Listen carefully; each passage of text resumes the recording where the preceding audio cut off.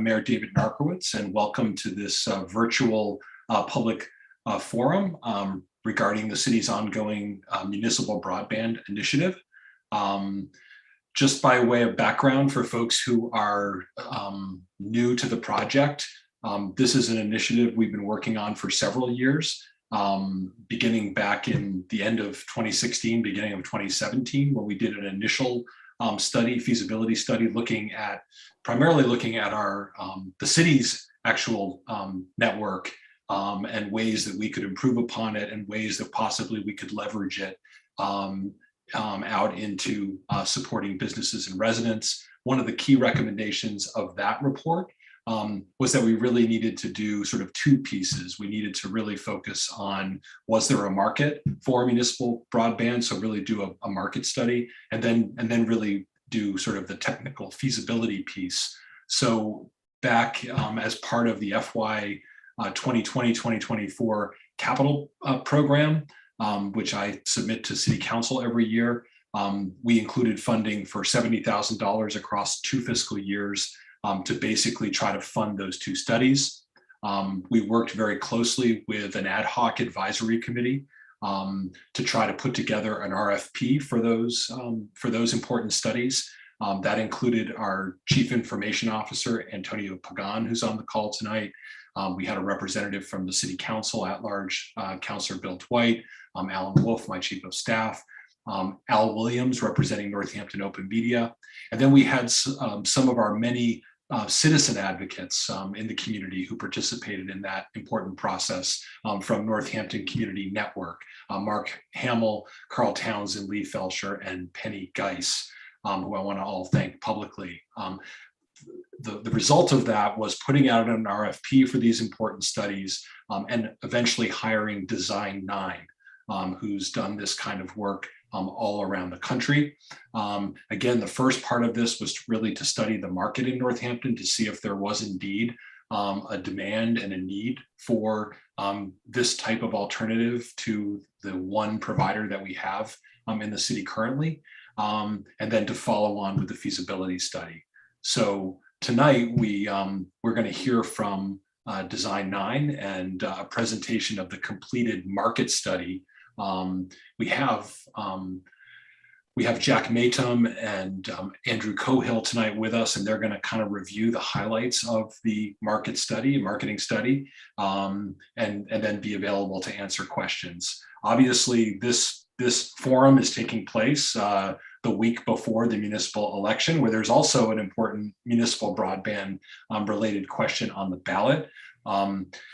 Under state law, in order to set up a utility for electric, gas, telecommunications, including broadband, there's a quite elaborate process that needs to take place at the city level that includes 2 separate votes of the City Council and the approval of the mayor in 2 separate fiscal years, and then actually a ballot question essentially affirming those 2 votes of the City Council to establish a municipal light plant, not to build a power plant, but to basically establish the framework for creating a utility that could provide a municipal broadband at the local level. So that question, which you may have already seen and will see on the ballot on Tuesday, question 1, it's the only question, would allow us to do that. And it's crucial, and I hope you'll join me in supporting question 1 as part of this important project. So I want to turn it over now to our friends from Design 9, who are going to give us sort of an overview of what their findings were, as well as then the next steps in the process as we move to phase 2, looking at the actual technical feasibility and including up into what sort of a structure this could look like, and actually how we could build out this network and make it available to internet providers potentially. So I'll turn it over to Andrew and Jack, and take it away. Thanks very much, Mr. Mayor. Antonio, go ahead with the PowerPoint deck, and I'll work my way through it. So Just a quick overview of Design 9. We are broadband planners and have worked with many towns, cities, and counties like Northampton that are trying to explore what it would mean to create a broadband utility service for the community. And if we go to the next slide.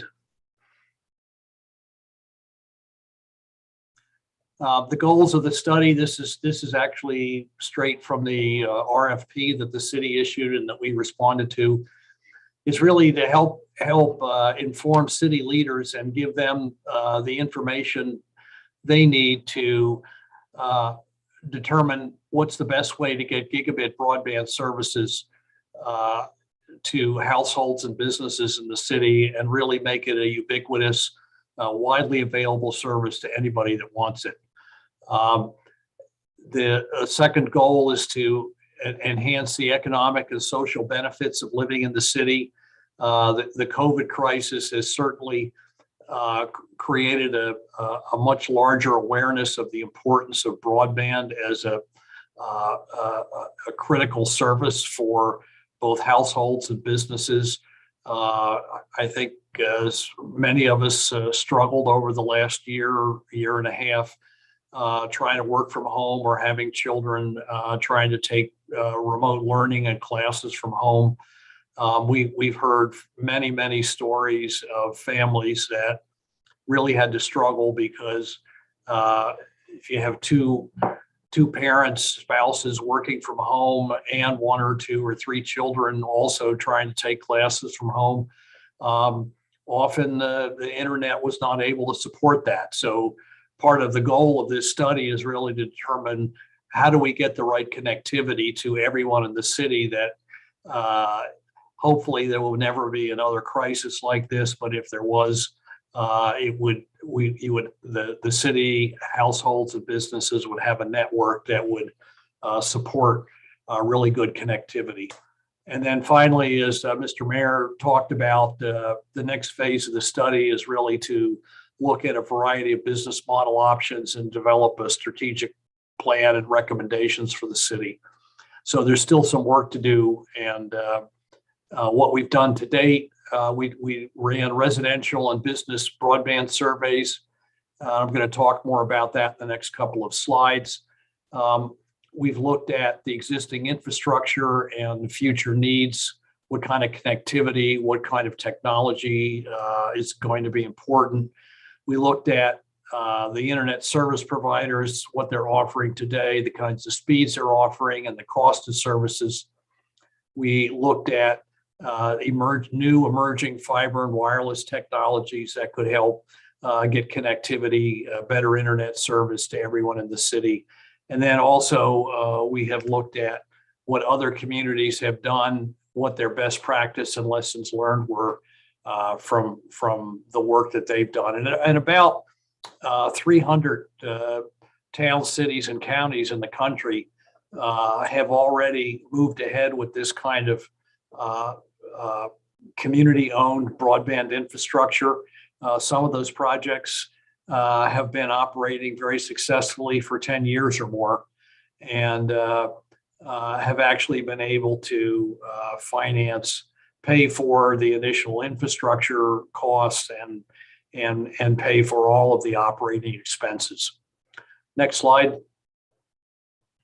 So as I mentioned, the COVID crisis has really made this very important. One of the things that emerged of much higher importance was the ability, if you have the right kind of internet connection, to do telemedicine and telehealth services from home. People were able to do video conferences like this one with healthcare providers, get prescriptions if it wasn't a serious illness, and take care of some of their medical problems without having to travel. And that's really important, especially for some of our elderly citizens who often have travel as more of a challenge. Just getting to the doctor's office can be more of a struggle. Fiber's future-proof. What does that mean? It means that when you put properly installed fiber, is going to have a useful life of at least 40 years. Fiber that the telephone companies installed in the 1970s is still in use today. So fiber really does help communities get a new long life infrastructure. The fiber is upgraded. You don't, unlike water and sewer, if you reach capacity, you don't have to dig up new holes and trench new pipes in the ground. The service providers that would use this infrastructure can simply attach upgraded equipment to the fiber and increase capacity. So what Northampton, if Northampton moves ahead with this and they put fiber in, it won't have to be replaced for many decades. Fiber infrastructure all over the country is helping to attract new businesses and jobs and helps retain existing businesses. It also helps attract younger families and workers. They want to work in places where there's excellent broadband and internet services, and so fiber is really an important tool for marketing Northampton as a great place to live. Many other Massachusetts communities have already moved ahead, and so Northampton is falling behind a little bit, but there's certainly plenty of time to catch up. And perhaps the most exciting thing is that because of the COVID crisis, there's going to be substantial new grant opportunities and potentially enough money to fund a large portion of what's needed. Next slide. We were very pleasantly surprised with the residential survey results. The mayor told us that to expect a high response rate, and in fact, that's exactly what happened. We've done about 40 of these in the last 2 or 3 years in other communities. Typical response rate is anywhere between 10 and 15%. And in fact, 25% of the households in Northampton responded. So there's a very strong interest in broadband in Northampton. Very high percentage of households that responded want better and more reliable service. Also, a very large majority said they would be somewhat or very likely to switch to a city developed network. Over a third of residents are dissatisfied or very dissatisfied with their current service. And this number really reflects what we see in other communities as well. The incumbent telephone and cable companies have not done as good a job as they could have in some cases in terms of service quality. 67% said that where good broadband is available affects where they choose to live. So this really is broadband availability and high performance broadband with good pricing really is a critical issue to keep Northampton a great place to live and to attract and retain younger people in the community. Go ahead.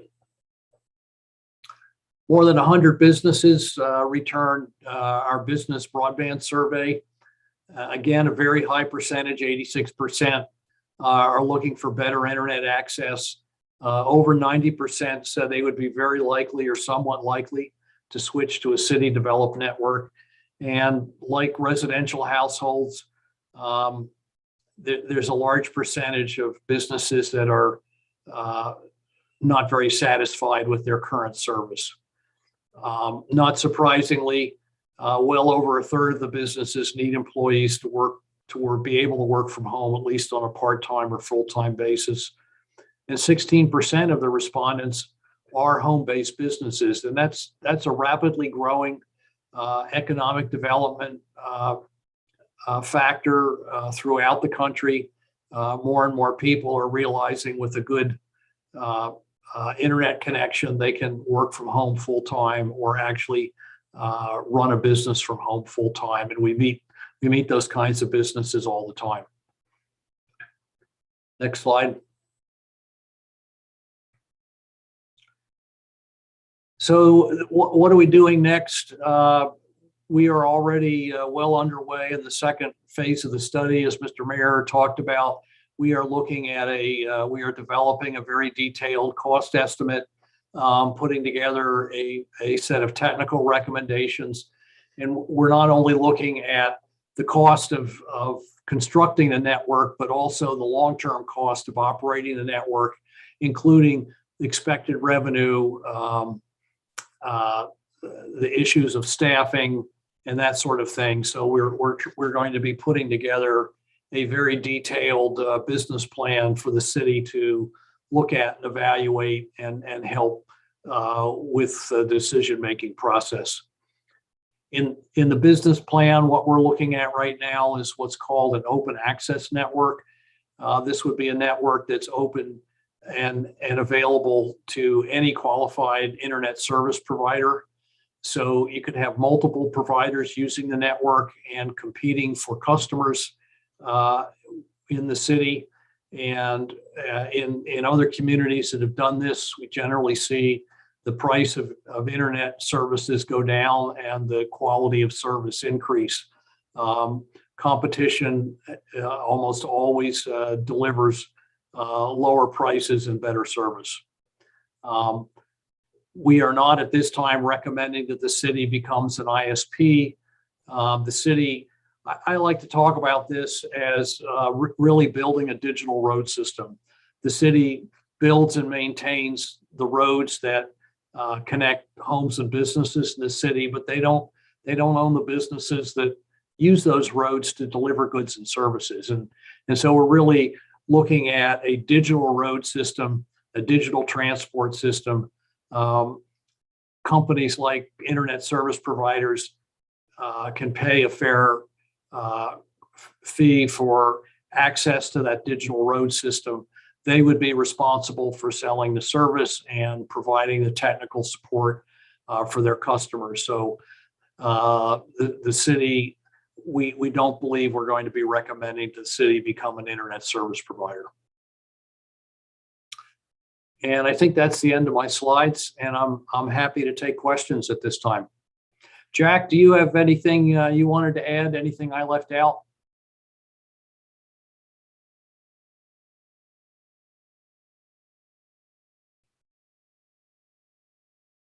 Okay, I think we might have lost Jack. So I'm happy to take questions, both from the mayor and anybody else that's joining the conference. Andrew, this is Jack. I got unmuted so I can respond. No, I don't think I have much to add to what you and David have said so far. I think you've covered it pretty well. Okay. Excellent.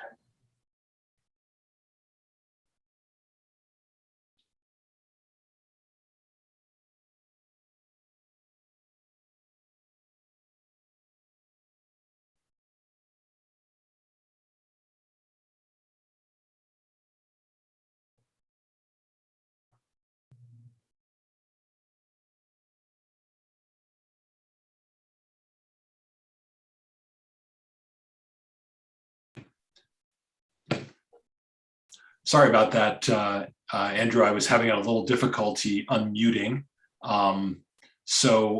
Thank you for that quick overview. And I know we've got a bunch of folks on the call tonight who may have questions. And so what I'm essentially going to do is call on people and ask them to unmute, and they can direct questions to whoever it's most appropriate.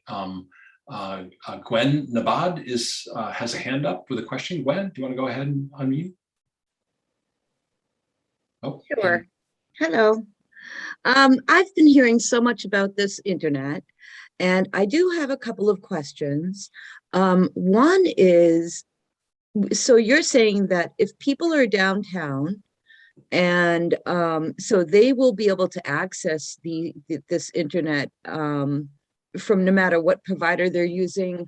And when you say open access, that means a couple of things I'm thinking is, one is that anybody could access it, whatever device they need to use. And then the other question I have is about security. Would it be like a shared open access where it's just strictly for business? And how would that work for residents that might live in the downtown area? So open access really refers to the business model more than the configuration of the network itself. What that means is, as a resident or a business in the city, you would be able to choose from, I think given the size of the city, there would probably be 2 or 3 internet providers interested in offering services on the network. And so you would subscribe to one of those services, and you would get billed from whatever company you choose. So it's the network that's open to service providers. Residents and businesses can choose the package and the pricing that they think best fits their needs.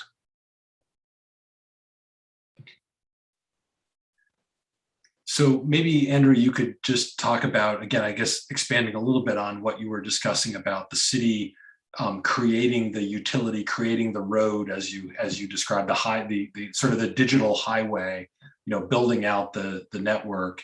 And then and so I guess the obvious question would be, why wouldn't we just run it and be the ISP? What are the things you've seen around that around the country in terms of doing that versus, and I know a lot of other communities, even in Massachusetts, the city of Salem, for example, put that out to bid in terms of who would actually run the internet service, the ISP service. So what are sort of and again, you're still finalizing your report and your recommendations, but just to kind of give people an understanding of the two. I know there's already a question in the chat, well, who will be the ISP if it's not the city of Northampton? So just curious about that. So in terms of local governments becoming internet service providers, there's some regulatory and legal issues that you have to consider. And it's being an ISP for local government potentially opens you to lawsuits from the private sector, particularly the incumbents, who would argue that the city is now competing directly with the private sector. A few communities have done that successfully, but they've often ended up in a protracted lawsuit before they've been able to settle the lawsuit and get the right to become an internet service provider. It requires a higher level of day-to-day responsibility and activities than just sort of managing that digital road system. And so we generally don't recommend it for both the extra cost and staffing that accrues to taking that on completely as a service provider, but really primarily because just to avoid any legal issues, if the city does choose to go the open access route, we always recommend you invite the incumbents. Invite the telephone and cable companies to come on the network and use it and deliver a better quality of service to their existing customers and potentially get new ones. So there's a variety of issues to look at. Another possibility is the city could build the network and then solicit proposals for a single ISP to come and offer service and manage the entire network. Some communities have done that. It does create a kind of de facto monopoly. You have a single provider. Some communities are pursuing this. We think that creating an open network where you have the potential for competition and multiple providers and giving businesses and residents choice of who they choose to buy from and what they choose to buy is potentially a better long-term solution. So we're going to be discussing all of those options with the city and talking about the advantages and disadvantages of each of those business models.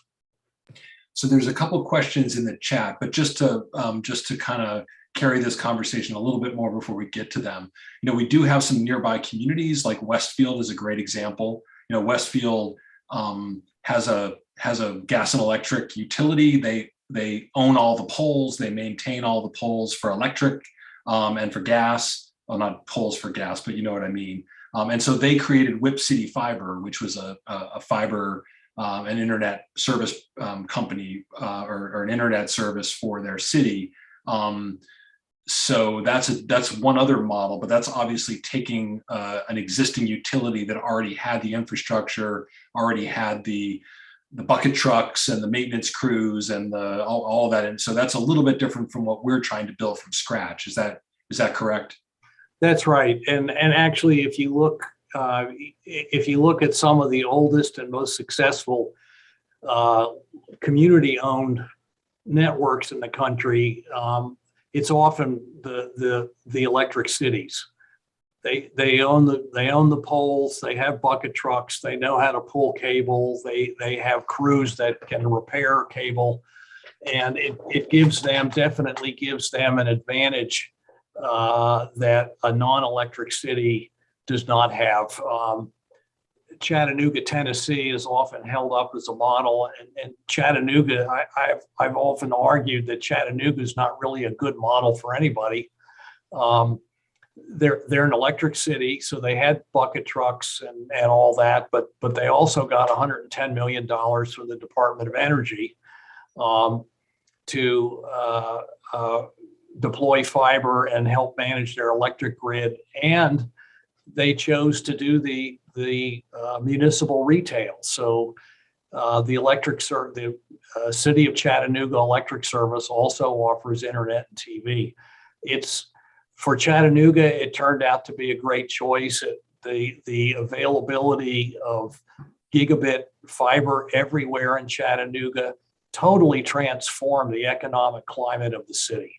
It went from a place that was fairly moribund in terms of economic growth to consistently getting on one of best places to start a business, best places to live, in large part because that gigabit fiber really does help retain younger workers and families and really attract startups and entrepreneurs. And that can happen in Northampton. Some quick questions in the chat. Sure. And you may have to define some of these terms for people. Could you elaborate on the open access model, lit or dark? If it's lit, who's lighting it for the ISPs? So this is the lit fiber, dark fiber, and maybe you obviously have to explain what some of those terms mean for folks. So we're looking at, dark fiber is literally dark. Fiber networks that are able to deliver the internet service have equipment at each ends of the fiber. You'd have a little fiber modem in your house, and there's that fiber cable would go back to a cabinet or shelter somewhere where there's a switch, and they actually shoot a laser light down that fiber end to end, and so the fiber cable is literally lit. Dark fiber has no electronics on the ends, and so one of the things we'll be evaluating in the second part of our work with the city is that exact question. What are the advantages and disadvantages of the city having a dark versus a lit network? And it's not a simple question, and so we're going to be evaluating that. If it's lit, if the city does a lit network, then the city would actually own the electronics and would probably outsource the management of that equipment to a qualified firm. And then the internet providers would simply hook up to that lit network. If it was a dark network, dark fiber network, then each service provider that wanted to offer service in the city would have to provide their own equipment, and they would manage it. So it's an interesting problem. One we've worked with both dark fiber and lit fiber networks, and are familiar with, as I say, the advantages and disadvantages of both of those. So it's an open question. We don't have an answer now, but we'll have some recommendations when we finish the report. Excellent. Two other questions that are sort of related. Would the city be able to require ISPs to provide service at reduced rates to low-income families? So as part of an RFP, or to sell access, could we require that there be provisions for low-income pricing, et cetera, to ensure that there's equity and full, true access to all families and businesses in the city? The use of the term required may require legal counsel. It could be, it's most probably a legal and regulatory issue as to whether the city could require it. What we have seen is a variety of strategies to help ensure equity. If the city did issue an RFP, they can certainly score a proposal higher that does provide reduced cost services. We've seen other communities, rather than require the ISP to do it, to offer needs-based subsidies to reduce the cost of internet. And so that's another thing we'll be talking about with the city as we go forward. It's really part of the business model. The ISPs have to be able to at least break even. And so the how they charge and what they're able to charge does affect their ability to remain viable and on the network. So it's something else we'll be talking to the city about and suggesting a variety of strategies to address the equity issue. Sort of a follow-on, and I think you touched on this a little bit earlier in terms of cost and cost of small businesses.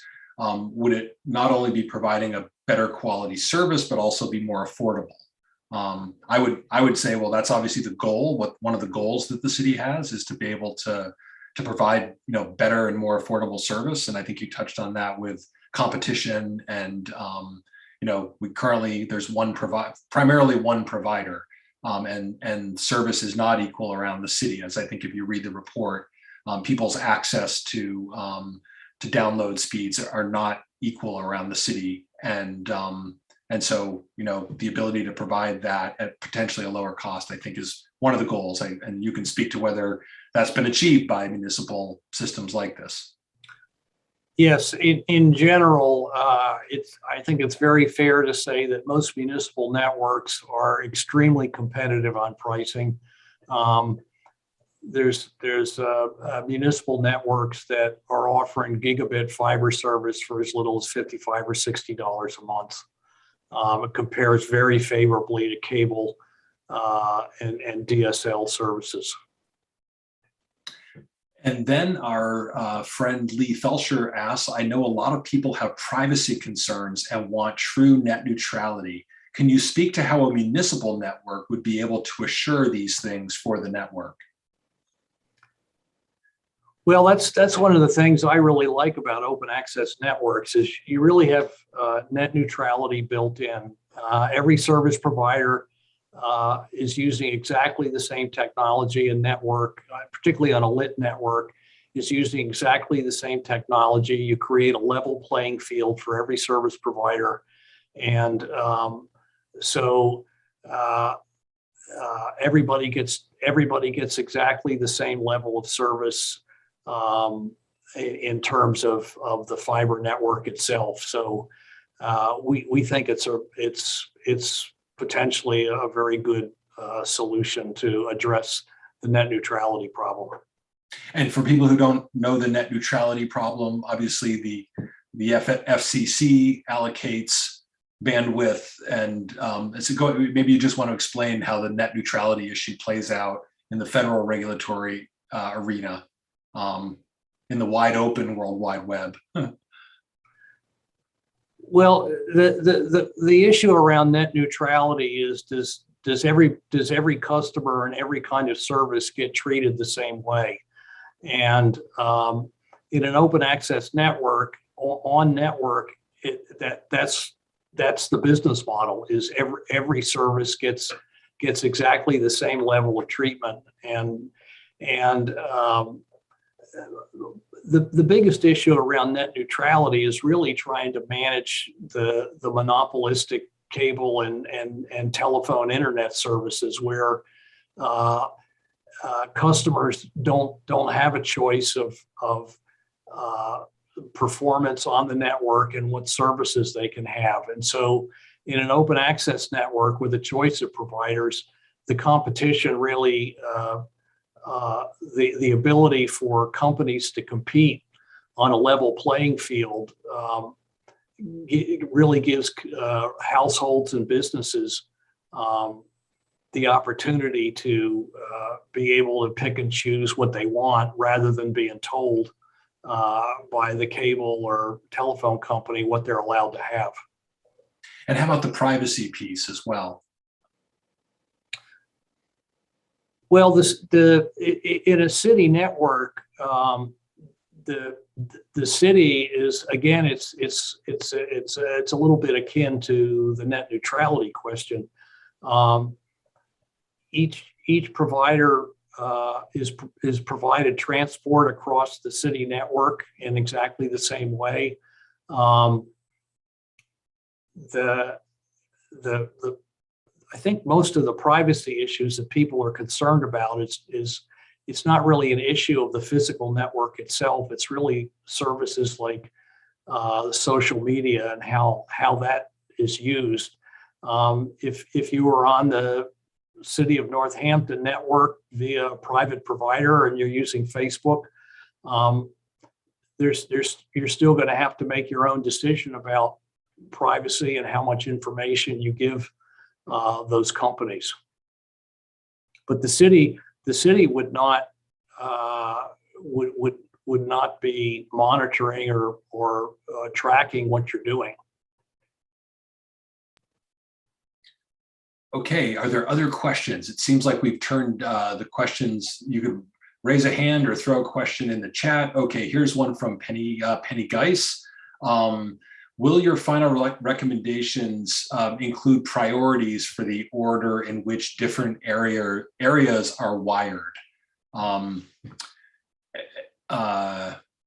So sort of like, is there going to be a roadmap? I know when we talk to the folks in Westfield, for example, the folks at Whip City Fiber, they really use the marketing study as a tool for really figuring out where there was the highest sort of demand and potential buy-in for where to create, as they call them, fiber hoods around the city of Westfield. And so the two, they were one of the ones who recommended the study, and it provided a useful tool for them to then be able to start piloting and building out the network neighborhood by neighborhood. So will you be using some of the marketing study, I guess, to inform some of that, or are there other criteria you'll be looking at?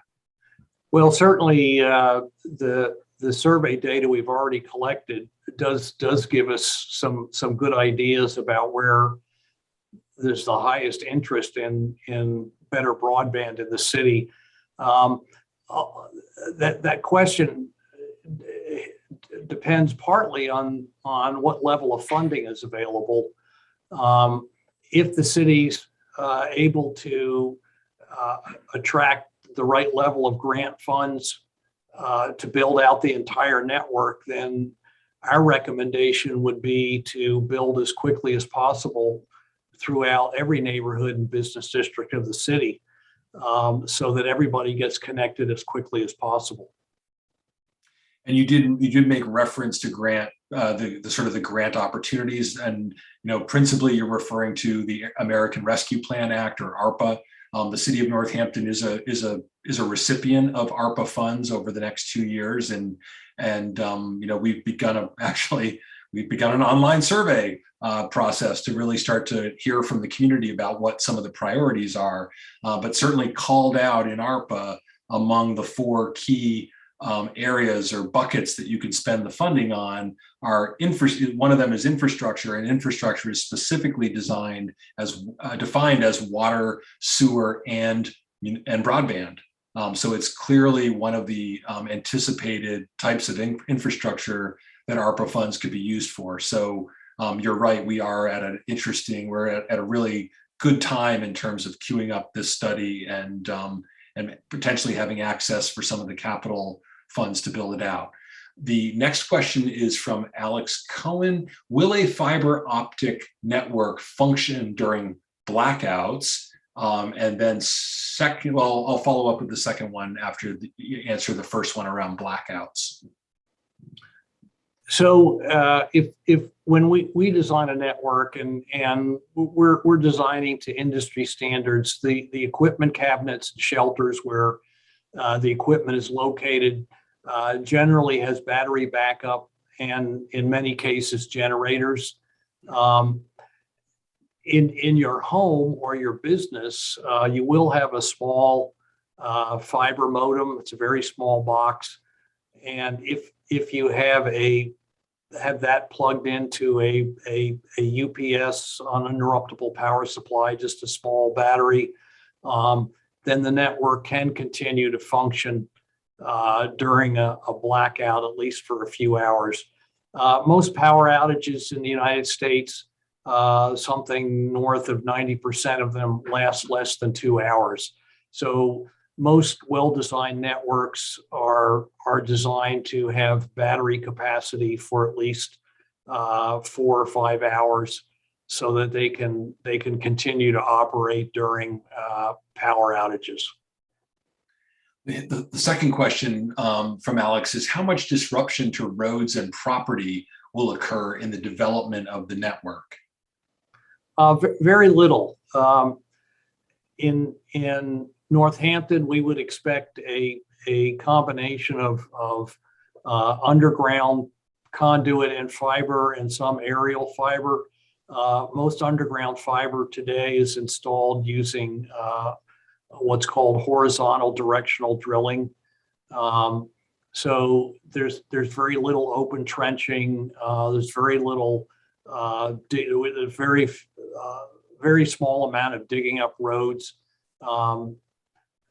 So there's very little disruption in terms of construction. So there's a related question from both city resident and our city engineer, David Valletta.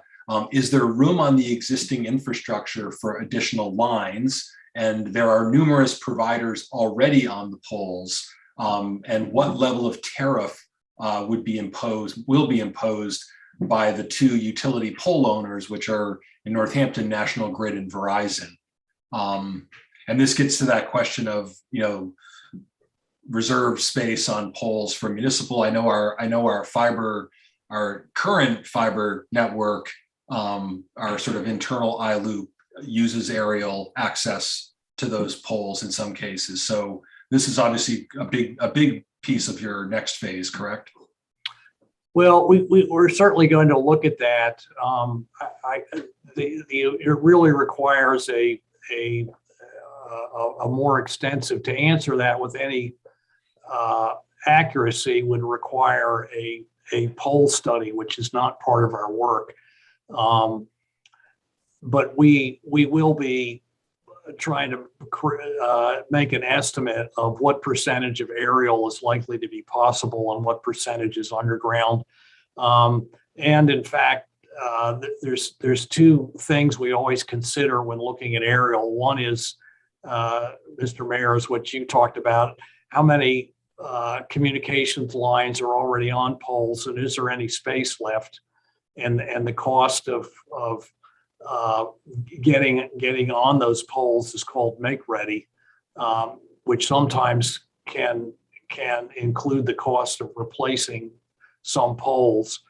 And then the second is there's an annual pole attachment fee.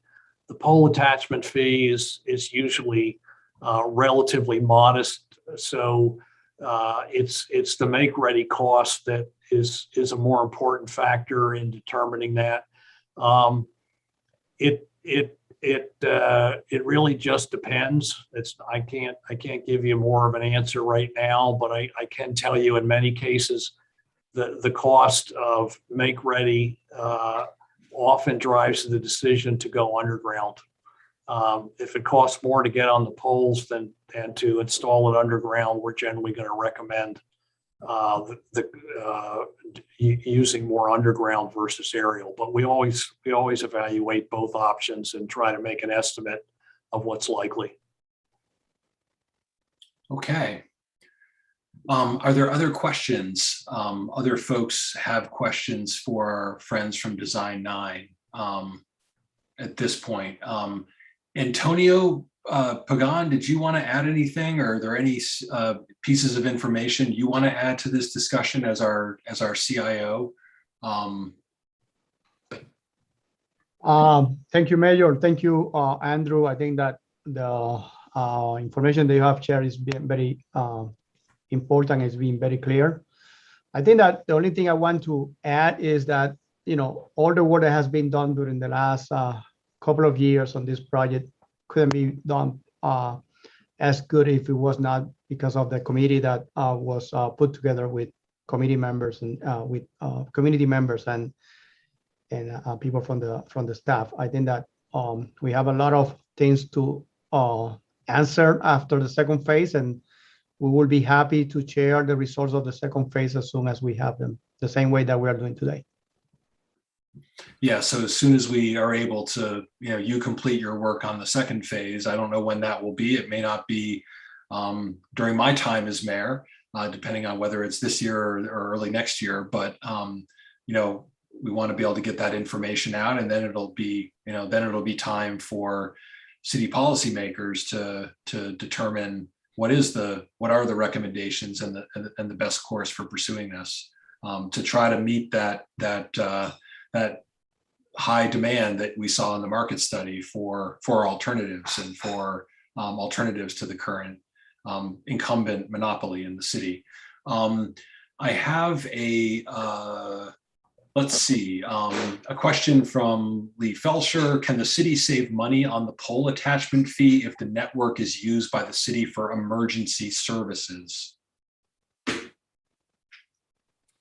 I don't know. Typically, I know in New Hampshire there's a statute that does give municipalities some reduced or no cost access to poles. We'd have to research that for Massachusetts. Yeah, and I think this has been one of the legal questions I've heard filtering around, which I think in Massachusetts we do have municipal access to the poles. And I think in the past it's been used for firebox, the old-fashioned fireboxes that now are done by satellite. They're no longer wired around the city. And I guess the question has been, what would the utilities reaction be if we were actually using it to create a competitor network versus emergency services? I don't know if that was exactly the issue in New Hampshire some years ago, was that yes, the municipalities had free access to the poles for municipal purposes, but the incumbents objected very strongly and said that did not include carrying commercial traffic, that is non-government traffic on that same cable. Yeah, and again, we do carry government fiber on some of those poles now to serve the municipal facilities and schools all around the city, and Northampton Open Media uses it.